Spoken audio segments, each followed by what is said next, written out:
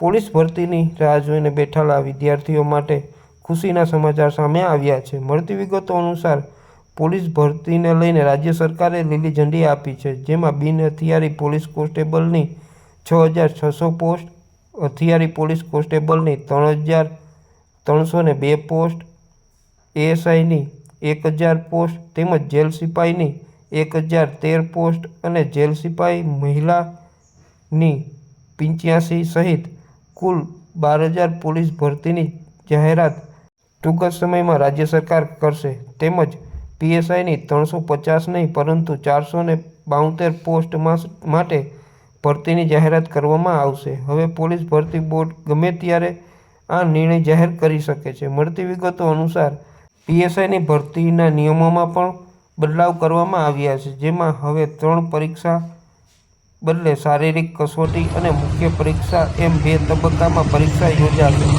હવે દોડના ગુણ નહીં મળે, પરંતુ નિયમ સમય મર્યાદામાં દોડ પાસ કરવાની રહેશે। હવે વજન ધ્યાનમાં રાખવામાં નહીં આવે, તેમજ 300 ગુણની મુખ્ય પરીક્ષા લેવાશે, જેમાં 2 પેપર રહેશે। એક પેપર 200 માર્કનું અને એમસીક્યુ આધારિત રહેશે, જ્યારે બીજું પેપર 100 માર્કનું રહેશે।